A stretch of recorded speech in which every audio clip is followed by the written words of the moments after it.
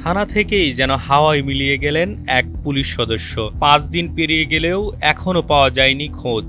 Mobile phone বন্ধ রয়েছে, পরিবারও জানে না তিনি কোথায় আছেন। ঘটনাটি ঘিরে তৈরি হয়েছে রহস্য। নিখোঁজ ওই পুলিশ সদস্য ঢাকার কলাবাগান থানায় কর্মরত সাব ইন্সপেক্টর রাকিবুল হাসান সরকার। জানা গেছে গত 27শে এপ্রিল রাতে তার নিয়মিত ডিউটি ছিল। বিকেল 5টায় তিনি সিভিল পোশাকে ব্যারাক থেকে বের হয়ে যায়। এরপর থেকেই তার আর খোঁজ পাওয়া যায়নি। উনি নিখোঁজ না, উনি হচ্ছে অ্যাবসেন্ট, গড় হাজির। ঠিক আছে।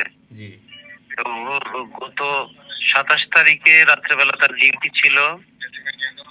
এই বিকেল 5টার সময় সে সিভিলে ব্যারাক থেকে ডিউটির কথা বলে বের হয়েছে, মোবাইল বন্ধ করে বের হয়ে সে কোথায় চলে গেছে। আচ্ছা, এই আর কি। তাকে খোঁজাখুঁজি করছি আমরা, তার আত্মীয়-স্বজনদেরকে খবর দিয়েছি। পরিবার, সহকর্মী ও পরিচিতজনরা বিভিন্নভাবে যোগাযোগের চেষ্টা করলেও তার মোবাইল ফোন বন্ধ পাওয়া যাচ্ছে। বিষয়টি জানাজানি হওয়ার পর থানায় সাধারণ ডায়েরি করা হয়েছে। তবে এখন পর্যন্ত মেলেনি তার অবস্থানের তথ্য। কলাবাগান থানার ওসি বলছেন, দেশের সব থানায় বেতার বার্তা পাঠানো হয়েছে। বিষয়টি গুরুত্বের সঙ্গে তদন্ত করা হচ্ছে। তবে সে যে ঢাকার চাকরি, ঢাকায় সে 1 মাস হলো আমার থানায় আসছে। সে 1 মাস আমার থানায় আসার পরে সে একটু ডিউটির প্রেশার বেশি। ঢাকায় তো ডিউটির চাপ বেশি, দৌড়াদৌড়ি বেশি। এইগুলো সে হয়তো ওই নিতে পারতেছে না।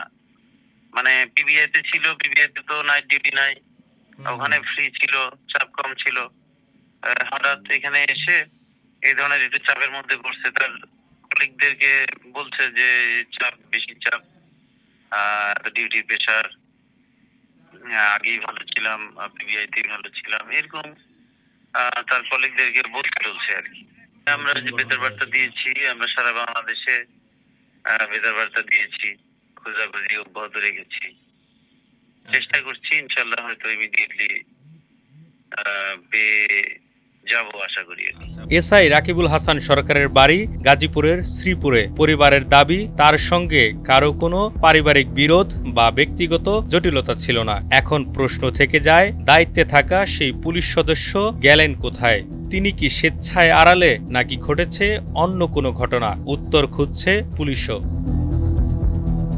Zakir Hossain, Times today, Dhaka.